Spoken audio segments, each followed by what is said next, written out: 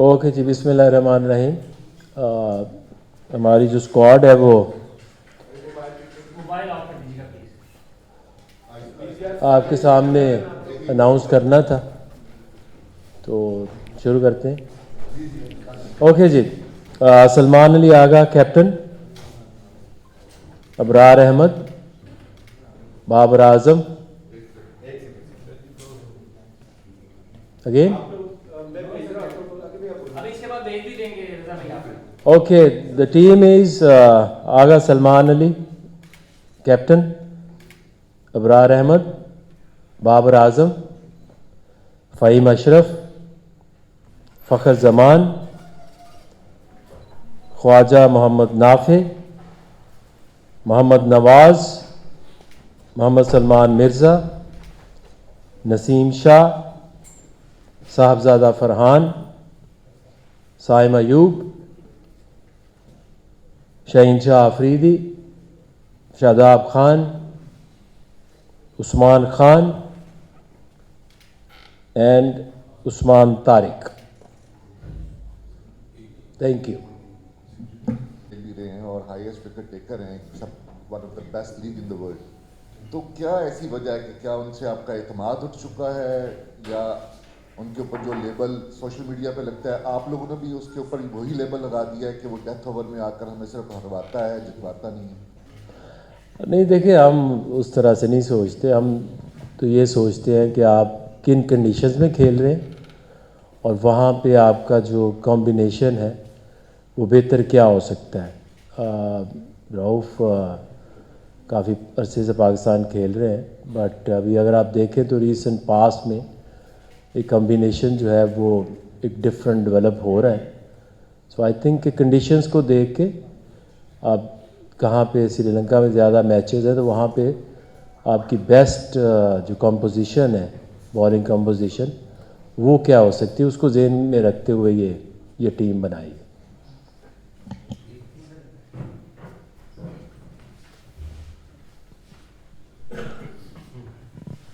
आकिब भाई, कुछ 2024 से ही हम सुन रहे थे कि हम सीनियर्स, मतलब स्पेशली हम सोचते थे कि T20 से बाबर आजम जो है वो नहीं होंगे। अब फिर वो आए हैं। अब यहाँ पे वही दलील फिर आ जाती है कि अभी रिसेंटली जो उन्होंने क्रिकेट खेली वो T20 की उस क्रिकेट को मैच नहीं कर रही थी जो इंटरनेशनली चल रही है। तो अब इसके पीछे क्या दलील है कि बाबर आजम को हम T20 और दोनों स्क्वाड्स का हिस्सा बना रहे हैं अपनी ऑस्ट्रेलिया के खिलाफ भी? देखिए, उसमें अभी जैसे इमरान ने भी बात की है, तो बात यह है कि आप कुछ क्रिकेट ऑस्ट्रेलिया में होती है, कुछ एशिया में होती है, तो जो क्रिकेट श्रीलंका में हो सकती है उस हिसाब से आप देखते हैं कि एक प्लेयर की वैल्यू क्या है। बाबर चूँकि अगर लास्ट आप एशिया कप में भी देखें तो हमें ये फील हुआ कि एक ऐसा बैट्समैन, ऐसी पर्टिकुलर जो कंडीशंस हैं जिसमें चैलेंजिंग कंडीशंस आ सकती हैं, उसमें टीम के स्क्वाड में होना ज़रूरी है। तो इसलिए वो एक स्पेसिफिक रोल है जिसकी वजह से कंडीशंस के हिसाब से definitely is the most consistent batsman. तो आपको कई दफ़ा ऐसे प्लेयर्स को टीम का हिस्सा बनाना पड़ता है। आकिब भाई, अभी आपने बात की है कि बाबर आजम को एज अ टेक्निकली एक बैट्समैन ऐसा होना चाहिए जिसको हर कंडीशन में वो खेल सकता है। तो आप तो फास्ट बॉलर रहे हैं, जब आप क्रिकेट खेलते थे तो फास्ट बॉलिंग हमारा एक पिलर होता था, चाहे कोई कंडीशन हो, स्पिनिंग ट्रैक्स हो, फास्ट बॉलिंग ट्रैक्स हो, तगड़े 3 फास्ट बॉलर ज़रूर होते थे। या प्रोड्यूस नहीं हो रहे, आपको कॉन्फिडेंस शेक हो गया फास्ट बॉलर के ऊपर, या आप समझते हैं ये जो क्रिकेटिंग अब वाली क्रिकेट हो रही है इसमें फास्ट बॉलर का किरदार कम हो गया? देखिए, वो चेंज होगी ना, गेम चेंज हुई है, कंडीशंस चेंज हुई हैं। हम एट टाइम्स जब बॉलिंग की बात करते हैं तो हम मिक्स कर देते हैं टेस्ट क्रिकेट, वनडे क्रिकेट और T20 में एक जैसी चॉइसेस नहीं हो सकती। अब एट टाइम्स आपने अभी जो लास्ट सीरीज़ हुई है बांग्लादेश में, आपने देखा कि बॉल वेट हो जाता है, रात को क्रिकेट हो रही है। वो जो हमारा जो 90s वाले ना, उस एरा से हम बाहर नहीं आ रहे, क्योंकि अब वो उस तरह की रिवर्स स्विंग होना, उस तरह की कंडीशंस मिलना और जो one day cricket, T20 cricket entirely different. तो इस वजह से आप वो नहीं कोई भी मिसाल दे सकते कि नहीं। देखिए, मैंने तो पहले ही कहा कि जो कंडीशंस होती हैं ना, देखिए एक होता है 180 to 200 high scoring cricket at times होती है। एट टाइम्स जो लास्ट एशिया कप में भी आपने देखा कि कई दफ़ा बड़ी पिचेस चैलेंजिंग हो जाती हैं, उसके ऊपर आपके 200 प्लस रन्स वाले मैचेस फिर नहीं रहते, तो आपको चाहिए होते टेक्निकल साउंड बैट्समैन बीच में। जी सलमान, आपसे क्वेश्चन है कि पिछली दफ़ा आईसीसी चैंपियन ट्रॉफी जो हुई थी उसका इंडिया को बड़ा एडवांटेज हुआ था। उसने सारे मैचेस हमने यूए में खेले थे और उसको बड़ा क्रिटिसाइज भी किया गया था, ये जो अनफेयर एडवांटेज है। तो ये अब अनफेयर जो एडवांटेज पाकिस्तान के पास है, पाकिस्तान अपने सारे मैच खेल रहे हैं वहाँ पर, तो आप क्या समझते हैं कि पाकिस्तान की यही परफॉर्मेंस होगी, एडवांटेज हो गया आपको जो इंडिया ने लिए थे? सर ये एडवांटेज तो है, मतलब कि इस बात से अगर आप मतलब ऑनेस्टली देखें तो ये एडवांटेज ज़रूर है, क्योंकि सब टीम्स जो हैं वो ट्रैवल करेंगी डिफरेंट होटल्स में, डिफरेंट ग्राउंड्स में। हम क्योंकि कोलंबो में 2-3 ग्राउंड है, हम वहाँ पर खेलेंगे लेकिन हम एक होटल में रहेंगे। ये एडवांटेज तो ज़रूर है, लेकिन इसका मतलब ये नहीं है कि अगर आप अच्छी क्रिकेट नहीं खेलेंगे तो तब भी जीत जाएंगे। आप इंडिया की बात करें, उन्होंने वहाँ पे अच्छी क्रिकेट खेली तो वो तभी जीते थे। हमको भी अच्छी क्रिकेट खेलनी पड़ेगी तभी हम जीतेंगे। और हम हाँ, अगर आप बात करें एडवांटेज की तो वो ज़रूर होगा। मैं थोड़ा सा बैक बात करूंगा कि 2023 का एशिया कप हमने यहाँ पर श्रीलंका में खेला और हम पहले राउंड से ही बाहर हुए, सेमीफाइनल फाइनल तक रसाई नहीं हुई। फिर उसके बाद 2024 का T20 वर्ल्ड कप हमने अमेरिका में जाके खेला, पहले राउंड से बाहर हुए। चैंपियंस ट्रॉफी हमने 2025 की अपने होम ग्राउंड पर खेली, पहले राउंड से बाहर हुए। कितना सख्त आपका इम्तहान होगा? और दूसरा ये कि आप हमेशा कहते हैं कि श्रीलंका की जो विकेटें हैं वो 200 रन वाली नहीं है, तो क्या पाकिस्तान का वहाँ पर पार स्कोर होगा कि पाकिस्तान टीम वहाँ पर मैच जीत सके? बिल्कुल, 3 जो पिछले टूर्नामेंट्स हैं उनमें हमारी परफॉर्मेंस ऐसी है अच्छी नहीं है। और आप वर्ल्ड कप खेलने जाते हैं तो वो चैलेंजिंग ज़रूर रहता है, क्योंकि आपने वर्ल्ड की सारी टीमों से खेलना है। और वर्ल्ड कप ऐसा टूर्नामेंट है जो आप किसी भी सिचुएशन पे आप वहाँ पे रिलैक्स नहीं हो सकते, क्योंकि हर गेम आज चाहे आप किसी भी टीम से खेल रहे हैं ऑन गिवन डे। और T20 तो वैसे भी आप मतलब रिलैक्स हो नहीं सकते। और वर्ल्ड कप ज़रूर चैलेंजिंग होगा और हम उसके लिए रेडी भी हैं और एक्साइटेड भी हैं। और पार स्कोर क्या होगा, लेकिन मुझे अभी ज़ाहिर बात है पता तो नहीं है कंडीशन हमें वहाँ क्या मिलेगी। लेकिन जो नॉर्मली श्रीलंका की कंडीशन हमने जब भी हम वहाँ गए हैं या टीवी पे या कहीं भी मैच देखें तो वहाँ पर मतलब हाई स्कोरिंग गेम्स होती नहीं है, स्पेशली प्रेमादासा में जो कोलंबो में है, वहाँ पर हाई स्कोरिंग गेम्स होती नहीं है। हाँ, लेकिन आपको वहाँ जाकर कंडीशन ज़रूर देखनी पड़ेगी, लेकिन मुझे ऐसा लगता नहीं है कि वहाँ पर हाई स्कोरिंग गेम हो। अच्छा, आगे बढ़िए तरीके के आपने कहा कि बाबर आजम को इसलिए मौका दिया क्योंकि श्रीलंका के अंदर पिच इस किस्म की कंडीशन जिस तरह, तो इस तरह देखो मोहम्मद रिजवान को भी बहुत ज़्यादा एक्सपीरियंस है, श्रीलंका का भी तजर्बा, तो उनको क्यों ड्रॉप किया गया? क्या वो बाबर आजम से बेहतर ऑप्शन नहीं था श्रीलंका के लिए मोहम्मद रिजवान? और उस्मान खान के वाले से बताइएगा कि बहुत ज़्यादा तनकीद हो रही है कि कोई इतनी खातिर ख्वान की कारकर्दगी नहीं है, लेकिन फिर भी उनको सेलेक्ट किया गया, इस पर बता दीजिए। देखिए, आपने देखना होता है कि आपकी एक जो टीम है उसकी बैटिंग कॉम्पोजिशन क्या बनती है। तो आप उसमें बाबर तो बिल्कुल कोच को भी लगता है, कैप्टन को भी लगता है कि देख ही can play a vital role in this team. तो इसका मकसद ये नहीं होता कि हम एक को चांस दिया है कि दूसरे को क्यों नहीं दिया। आपने ये देखना कि आपकी टीम जो है वो किस तरह से एक कंपेटिटिव बैटिंग लाइनअप बन सकती है। तो ये कंपैरिजन तो बिल्कुल हम तो ऐसे सोचते भी नहीं कि ये आगे को दूसरा क्यों नहीं आया। तो आई थिंक इसमें तो कोई लॉजिक नहीं है कि एक को सिलेक्ट किया तो दूसरे को क्यों नहीं किया। आपने देखना है कि who fit better in this squad और टीम किस प्लेयर से बेहतर बन सकती है। उस्मान खान की जो परफॉर्मेंस है उसमें आपने देखना ही होता है कि आपके पास जो अवेलेबिलिटी है और जिस टाइप की आपको क्रिकेट चाहिए। आपने जब 7-8 बैट्समैन एक कंपोजिशन बनाते हैं तो उसमें आपने देखना है कि किस टाइप के प्लेयर मिलके एक यूनिट, बैटिंग यूनिट बने जो कि किसी भी टोटल या किसी भी कंडीशंस में जाके परफॉर्म कर सके। सलमान, मेरा सवाल आपसे है कि बाबर आजम के फॉर्म के ऊपर तो बड़े सवालात हो चुके हैं, लेकिन आप एज अ कैप्टन क्या सोचते हैं, क्योंकि उनकी फॉर्म आपके लिए कितनी कंसर्निंग है? एक तो होम कंडीशन पे उनकी परफॉर्मेंस नहीं रही, इवन अवे में भी जाके देख लिया मैं कि वहाँ भी परफॉर्मेंस नहीं थी, और अब वर्ल्ड कप चूँकि एक बहुत बड़ा टूर्नामेंट है, एज अ कैप्टन आपके लिए कितना कंसर्निंग पॉइंट है? And second, my question is from the head coach mic Hesson, Mike, we're going for the most inexperienced guy, Khaja Nafe, as a wicket-keeper batter, while the other hand, Usman Khan is also not performing up to the mark. Do you think that it's a pretty good option for Pakistan? And we have also Mohammad Rizwan, who is not being part of the team from the last 1 year. Look, firstly, I'll answer your part about Usman Khan. You've said he's underachieved. Usman Khan has been exceptional since he's come back into the Pakistan side. He's been not out in 3 chases that we've won when we've been losing wickets at the other end, so he showed his experience. And his wicket keeping has probably been better than expected in terms of the way that he kept. If you see the way he kept in Sri Lanka, it was of high quality. So the role that we have for our keeper bat is someone through the middle. So it's like a 5-6 in terms of batting at 5 or 6, so you're not comparing the same. And Rizwan is a top order batter, so there's no spot in that role for our wicketkeeper. Khawaja Nafe, we'd looked at Sabzada Farhan as being our backup keeper, but unfortunately he became a little bit vulnerable to injury with the extra load from a keeping perspective, so it was something that we didn't want to risk.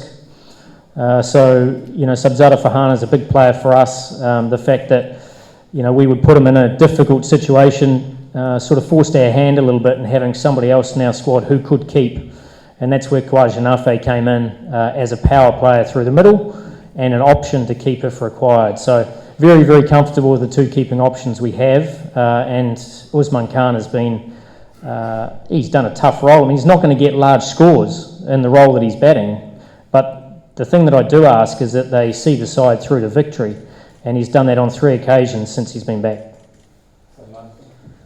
Babar Asia cup के बाद से आया, मुझे लगता है एक match में शायद वो मैन ऑफ द मैच भी हुए थे सऊदी के खिलाफ, और वो 1-1 उस time series on the line थी तीसरी गेम में, और एक मैच में जिम्बाब्वे के खिलाफ 70 और भी किए थे। और मुझे लगता है कि वो जब से कम बैक के बाद उनकी इतनी बुरी परफॉर्मेंस है नहीं, इतनी बुरी परफॉर्मेंस मतलब आप लोग या लोग दिखाते हैं। हाँ, उनका बिग बैश अच्छा नहीं गया, लेकिन वो एक डिफरेंट कंडीशन है, उस कंडीशन का तो मतलब कोई वही नहीं है, आगे हमको वैसी कंडीशन मिलने ही नहीं वाली। तो मुझे लगता है कि सिंस इज कम बैक वो T20 में काफ़ी बेहतर परफॉर्मेंस कर रहे हैं पाकिस्तान के लिए, और पाकिस्तान से अच्छी परफॉर्मेंस करें सर, मेरे लिए तो वही मैटर करता है।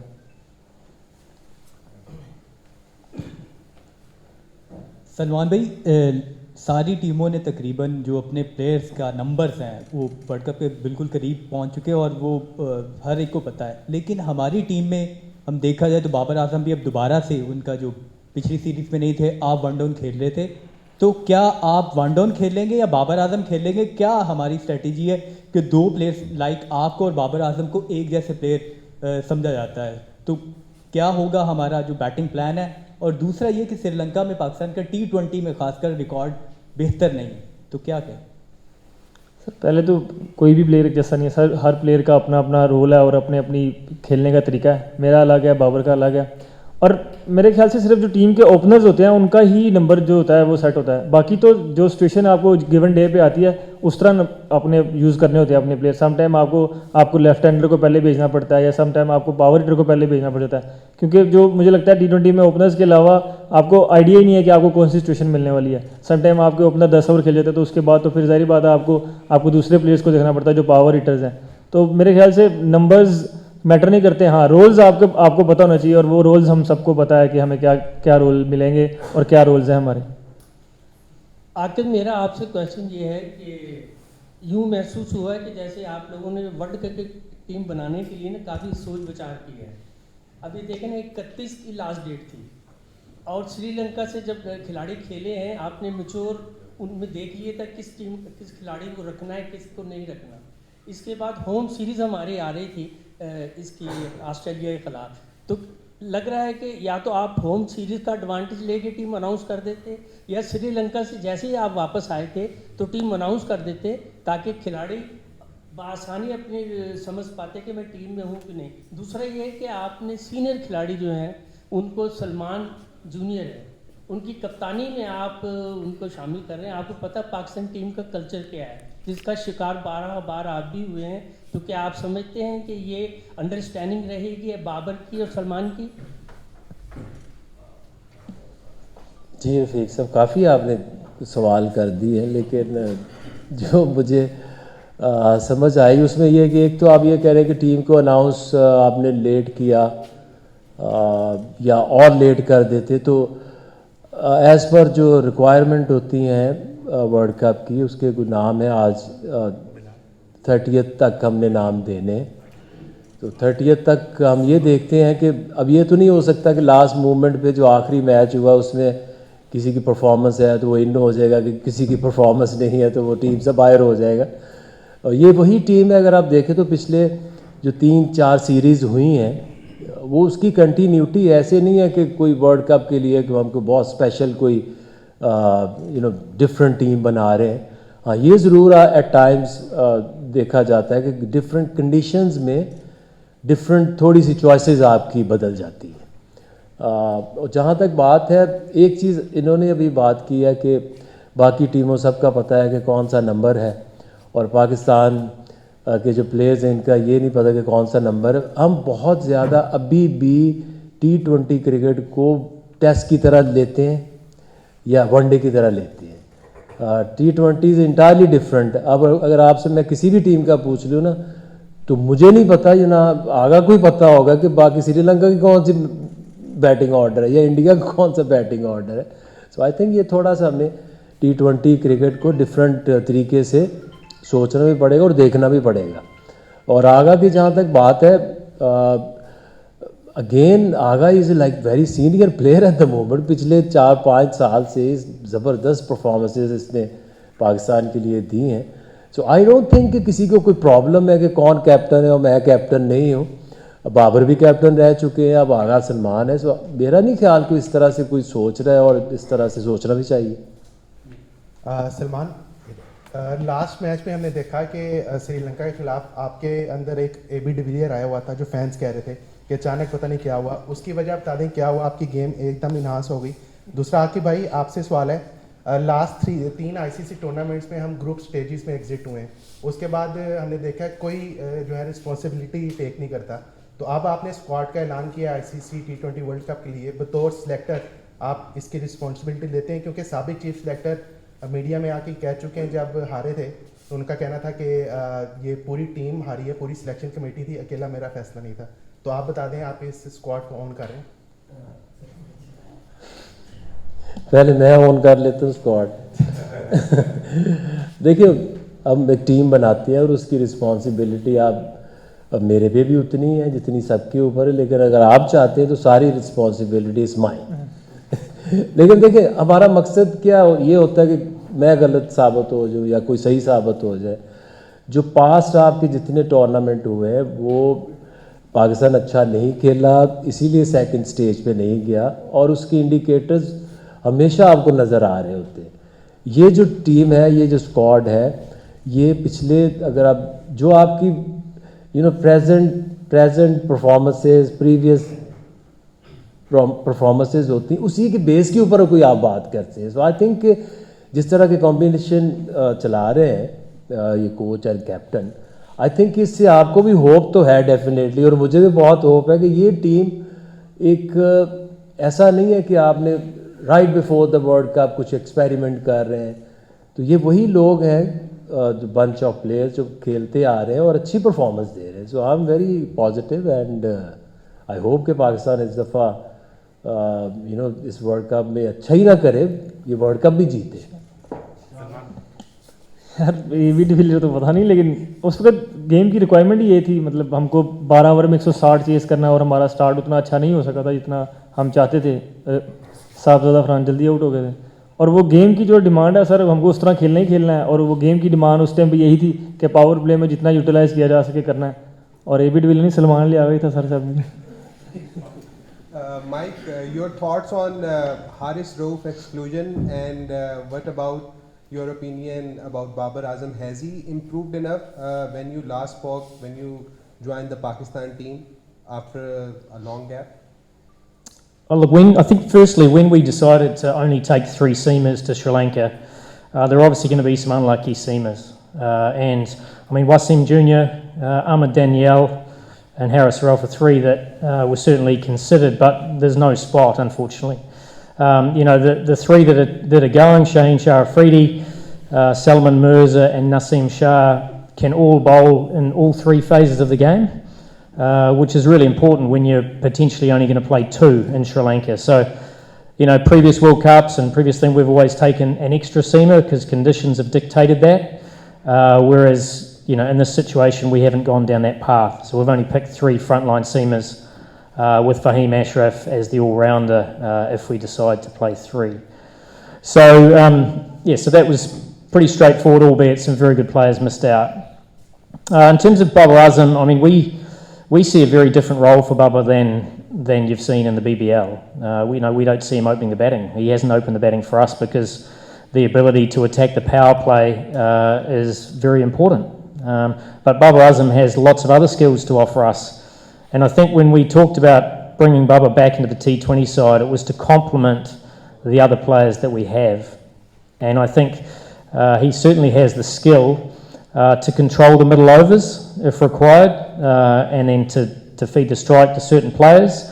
And also, if we're chasing a lower score, he certainly has that ability to control the chase. So, different skill set. But yeah, I'm pleased that, you know, Babar has bought into what we're trying to do as a team. And albeit the conditions in Australia are significantly different than what we're going to face in Sri Lanka. So, you know, we factored all those things in. We know what a world-class player he is. And we also know that he's very flexible in terms of how he can play, depending on what the team requires. Last question.